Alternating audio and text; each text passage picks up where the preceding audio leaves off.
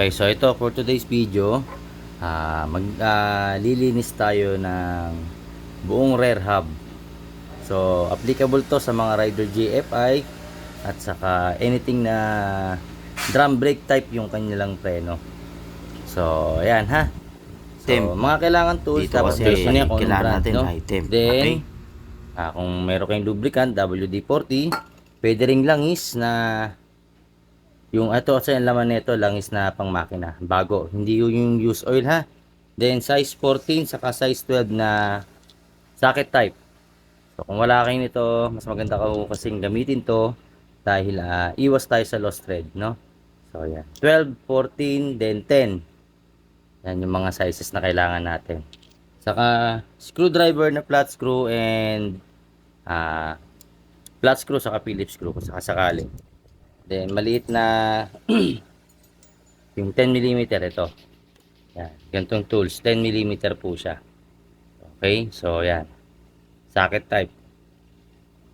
Panlinis yan. Kung wala kang ganito, liha. Liha na 1,000. Para mawala yung squeaky sound. Tapos ma-detailed cleaning yung preno, turo ko sa inyo kung paano maglinis. Lalo sa mga nagdi-DIY. Kung wala kang panlinis, ako kasi yung ginagamit kong panlinis yung ano sa akin ni Clinica Moto at saka yung DIY degreaser yun nasa likod yung sa may tray, yun ang ginagamit ko. So ayan, so sisimulan ko na ha. Okay, so ito babaklasin ko na muna.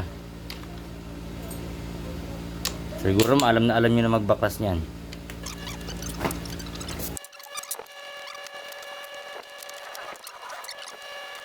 Ayan, so ito tanggal na. Kunin nyo lang yung mga dapat tandaan nyo kung nakakabit. So ito marumi, no?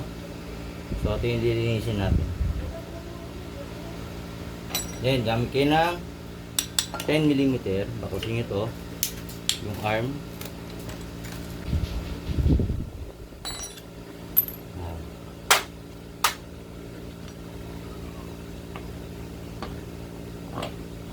Yan, so ito tanggalin nyo to.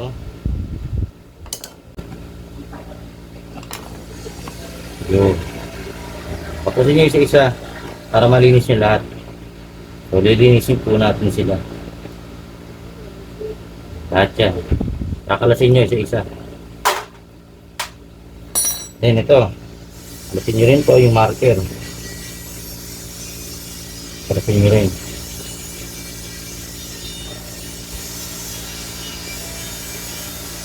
Ito matagal na itong hindi nababaklas sa utog itong motor.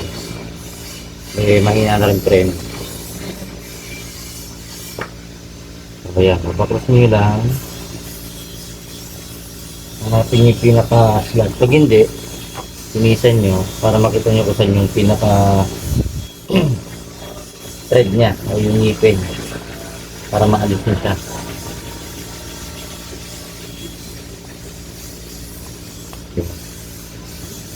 Nakalas nyo na yan. Topok lang ng konti yan, pero baklasin nyo na rin to yung brake. Ito kasi paalitin mo talaga. Medyo manipis na. Papalitan ko na yan. Then ito yung kailangan nyo baklasin dito. Importante to. Pinabaklas to. Hugutin nyo lang sa likod. Tapos may goma yan dito. Yung parang seal. Ito yung lilinisin nyo. Ito mismo yung loob nito. Saka ito, nakita nyo kung gaano kadumi. So yan. Saka to, yung buong hub. Lilinisin ko muna, then papakita ko sa inyo after nung malinis. O yan. So ito. Yan. Linis ko na po siya. No, nga lang, hindi pa siya, hindi ko pa siya naaandawan. So, tsaga-tsaga lang talaga. Kaya yan ay sureball na malinis na sa ano nyo. So, ito po yung isang technique na para malaman nyo kung okay pa yung inyong hub at kung malakas pa yung preno. Ito yung pinakalilinisin. Ngayon may gagamitin ako. Ito. So, dilinisin ko yung pinakaloob. Kasi Kung wala kayo nito, pwede naman liha. Liha na papel de liha, pwede. Linisin nyo lang to, yung loob. Yan, ha. Linisin nyo, tanggalin nyo yung kalawang. Wala kayo nito, liha.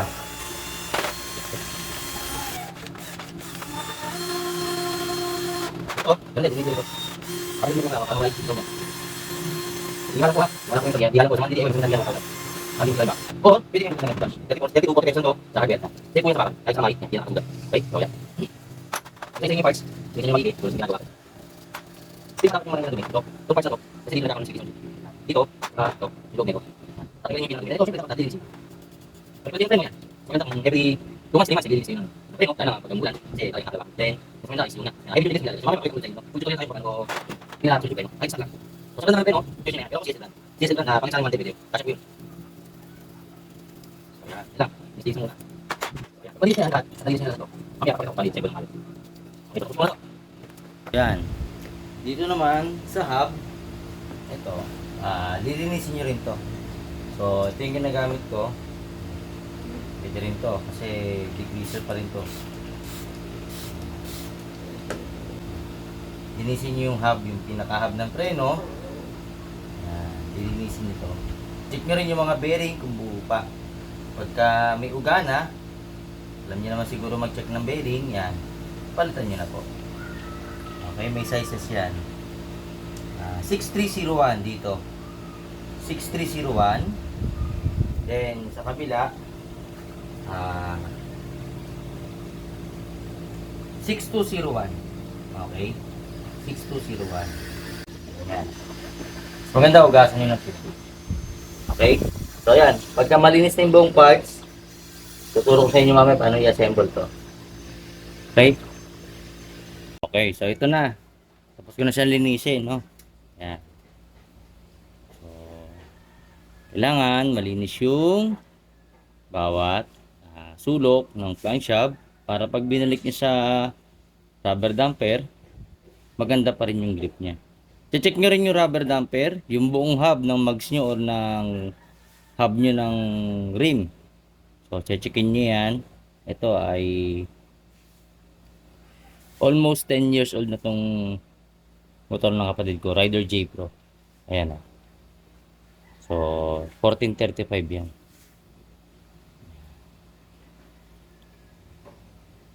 Yun. Ayan. So, babalik natin sa isa. So, ito yung pinaka main. Dapat malinis yan.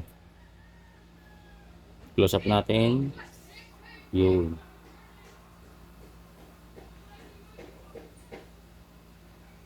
Yan, dapat malinis yan ha. Pati ito. Tapos, pati yung gitna. Yan. So, gagamitan nyo lahat yan ng grasa. So, yan, malinis na to. Pati ito, yan.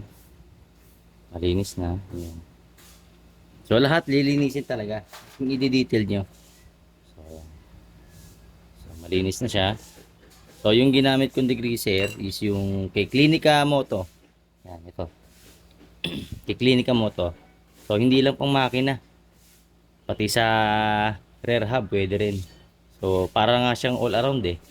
Kasi, sulit gamitin yan. Nakaisang buong makina na ako. Saka ito. Ginagamit ko dito sa rear hub. So, nagamit ko rin siya. Plus yung DIY degreaser, ganun din. Then, ayan. Dapat malinis din. So, lahat yan lalagyan ng grasa. Lahat ng, pati to, kailangan walang kalawang. Tulad yan. Para mawala squeaky sound, then magiging mas accurate yung preno nyo. Yan, linisin nyo to. Yan. Okay, then, so, dapat lahat ng parts, no? Lahat ng parts na, pati yung spacer, linisin nyo. Pati yung adjuster. Ito, tuturo ko rin sa inyo kung paano gumamit nung marking na yan. Meron yung purpose dito. Mamaya ituturo ko pag kabit ko na siya. Then, yan. Ito, tuturo ko rin kung ano yung purpose na ito. Kasi ganito yan eh. Example. Yan. So may ano tinatawag na brake limit o yung pagka magpapalit na kayo ng preno. So yan, ganyan siya magkabit ha. Yan.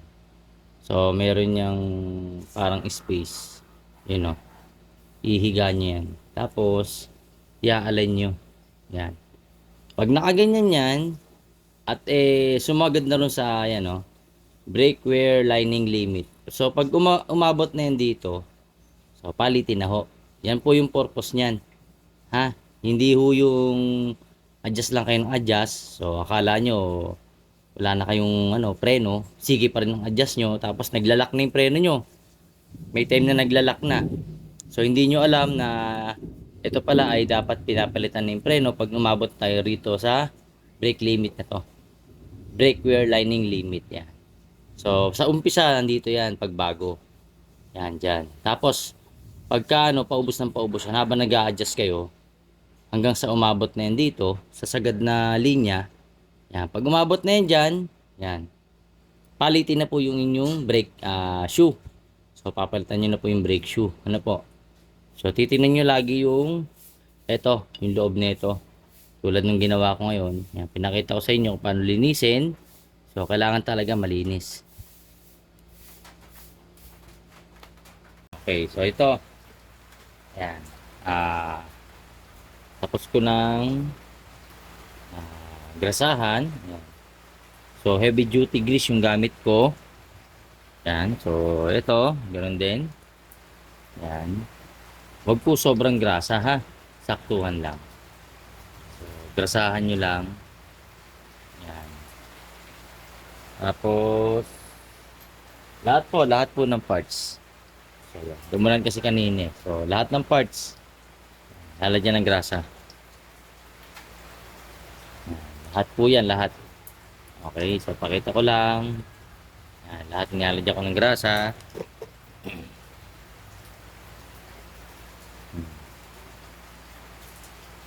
Ito, hindi ko pa nalalagyan. So lalagyan ko rin. Medyo humina naman na. Yan, ganito ako maglagay. Tapos, gamit kayo ng screw. Yan, paikutin nyo siya sa loob. Para kumalat dun sa loob. Okay, ganyan yung technique ko. Ganun po, ha? Ganyan ako maglagay ng grasa. So, yan. Tulad nito, yan, meron na rin siya. So, halos lahat nilalagyan ko ng grasa. So, yan. Paano natin i-assemble? So, ganito po yan. Ito, assemblein nyo muna to. Paano i-assemble? So, kung paano yung binaklas, ganoon nyo rin babalik. So, ito, yan, nagrasa ko na. Balik nyo yun dyan. Handahan. Dapat smooth na yung ikot nyan. Para hindi nag-i-squeaky sound. Okay? So, yan, ganyan. Tapos, preno. Kakabit nyo rito yung preno. Yung bago, kung may pamalit na kayo, mas maganda. So, yan, ganito. Then, yan, kabit nyo to.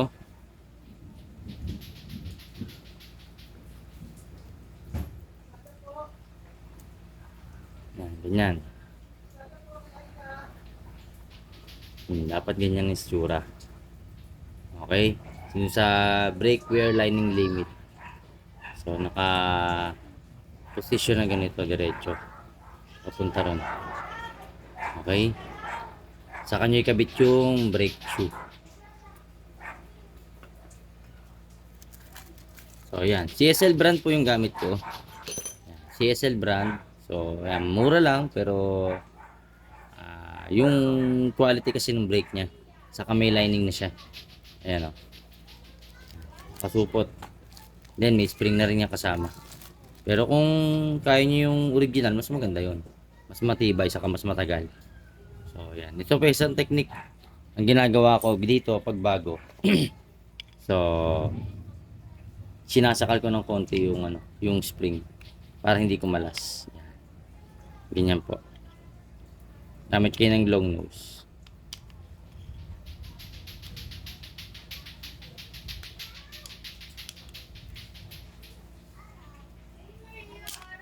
Yan. So, ganun din sa kabila.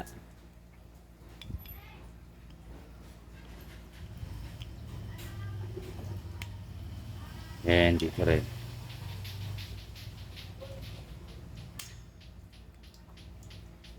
Yan. Ito. So, medyo mahaba tong video na to kasi ipo-full tutorial natin.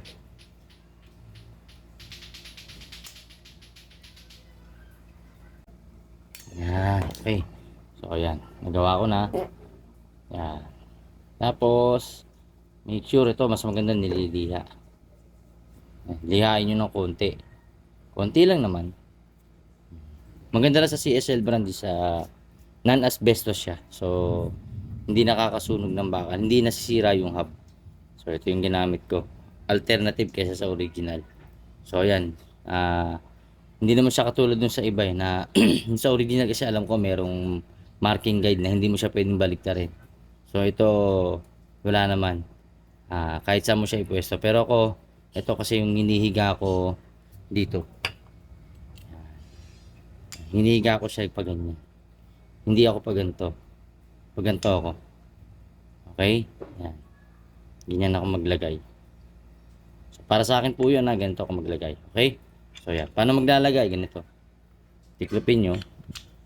Tapos, yan, ikawit nyo. Yan, ganun din sa kabila. Isakto yun siya. Medyo lalaban to ng konti. Kasi spring type po.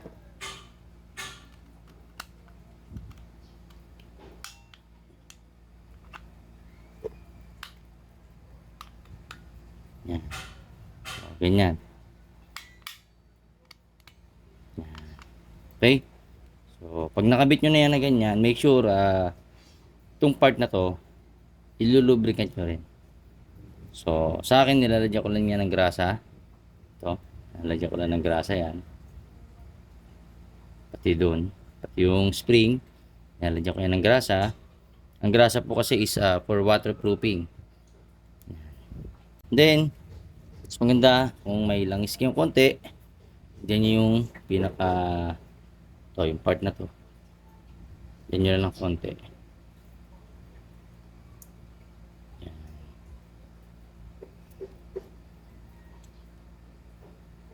Yan, baliktarin nyo para malubricant lang ng konti. Konti lang naman para sasayaw siya ng konti doon sa ano. Okay? Yan. Yan. So, ganyan yan. Saka nyo ikakabit dun sa hub. So, ito, na-assemble ko na. So, kakabit ko na siya sa hub.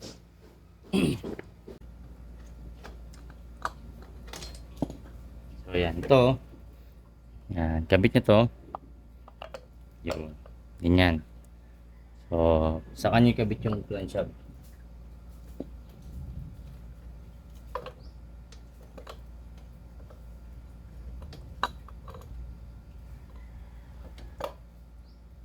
Pagka-assemble, papatuturo ko naman sa inyo paano yung clearances ng adjuster. So, balik tayo rito.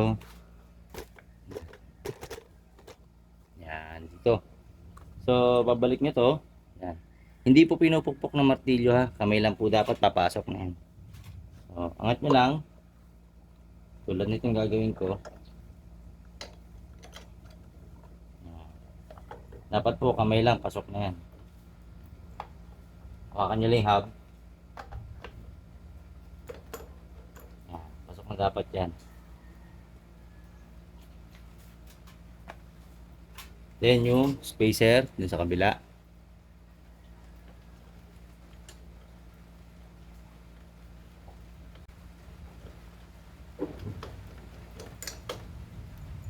Tapos, igay nyo ito. Ganyan po, ha? Then, spacer, yung adjuster. Yan, lagay nyo rin sa kabila. Dapat ito nakaangat. Kasi sa Rider J carb, ito yung marking yan. Yung sa lining. Mamaya tuturo ko. Okay, so, tapos na natin. Isa. Ay, cool. So, ganun ulit.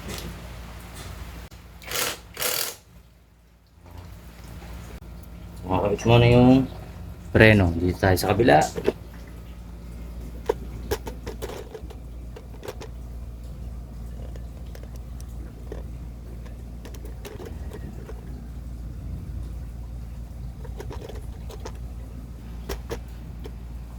yun. Ito, yan, dapat pa ganito. Hindi pa ganun, ha? Pag ganyan. Make sure nakakabit na to ng maayos. Yan. Saka nyo ilagay ito. So, ayan, o, kita nyo. Bago kasi to, yan. So, masikip siya.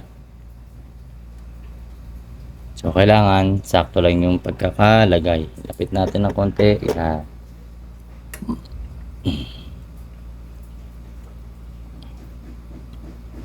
Dahan-dahan lang. Hanggang sa kumabit lahat. Gamit kayo ng flat screw. Yan, to. So, then, tingnan nyo rin yung yan. Okay, so yan, titingnan nyo to. Yan o, sakto lang o. Konti lang grip na siya. Push nyo ng konti yung gulong. Tapos, kabit nyo na to. Yan, yung dito sa ibaba. Yan. Make sure may grasa po ha. Yan, then kabit nyo na.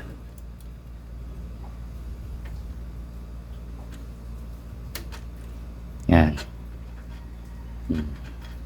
Saan nyo kabit to?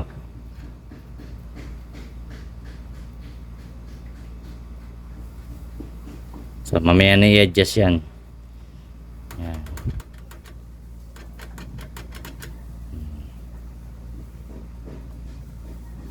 Tapos, lock nyo na. Saka nyo i-lock yung nut sa kabila. So, ganito po dapat. Then, gamit kayo ng 10mm.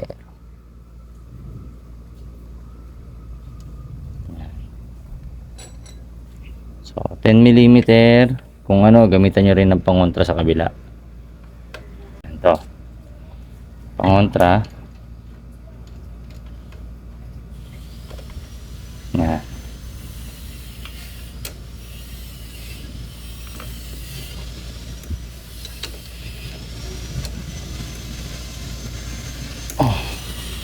Yan. Okay na.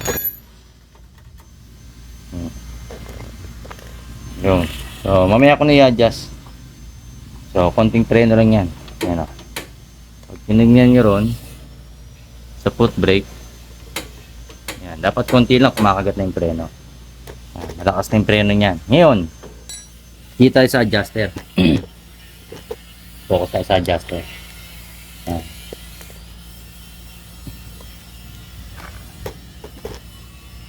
So, dito sa adjuster na to, sa natin ilaw. Yan. Nakita nyo may mga guhit. So, close up ko pa. Yan.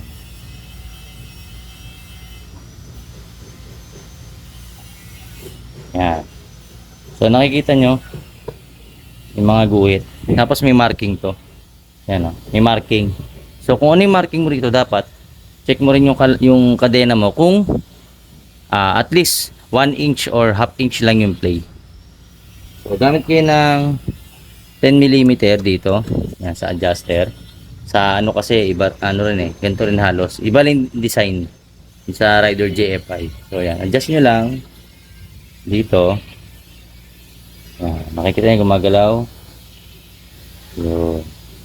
So, imamarking ko dun sa tuldok na yun. Ayun, yung maliit na yun. Yung guhit na yan. Yan, sasakto ko dyan. Yan. Titingnan nyo rin ha. Baka mamaya pag-adjust nyo sa kabila. So, ganito rin. Kung ano yung adjustment nyo rito. Kunyari dito. 1, 2, 3. Pangatlong guhit. Doon ako nagdepende. So, sa kabila, ganun din.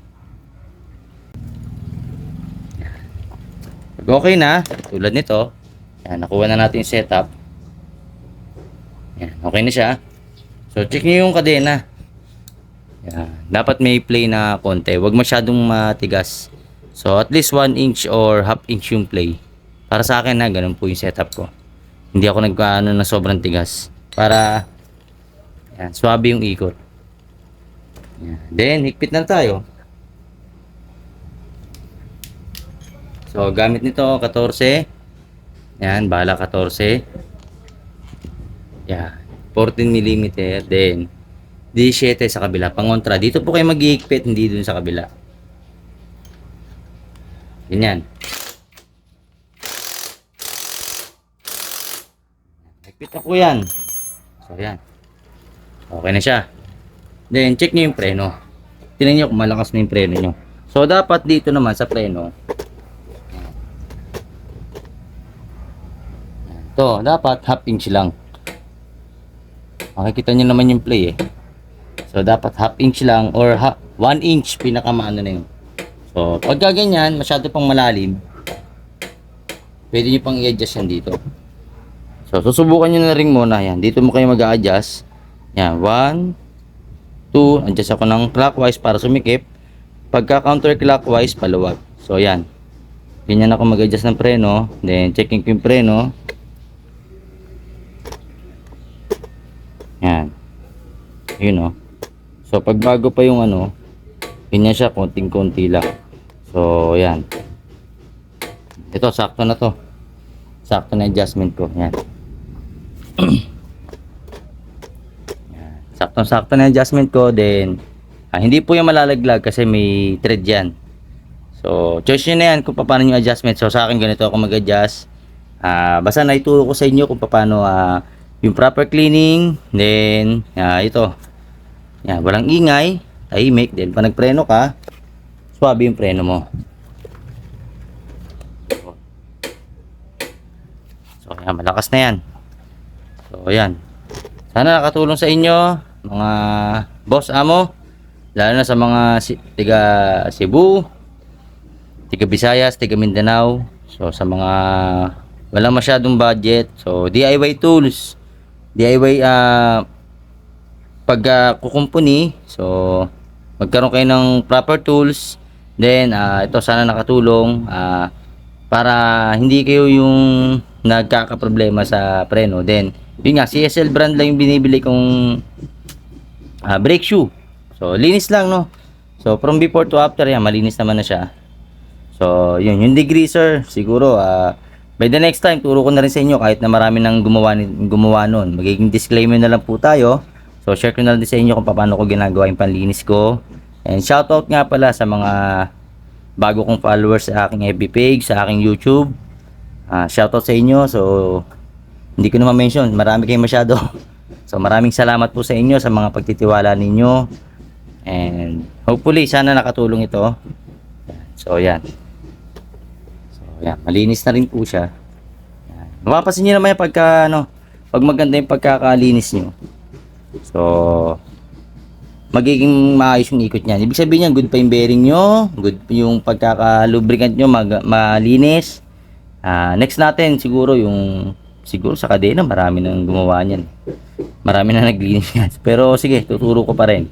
Para kahit pa paano magka-idea kayo. Okay po, maraming salamat. At sana may natutunan kayo rito sa aking mahabang video. Maraming salamat po.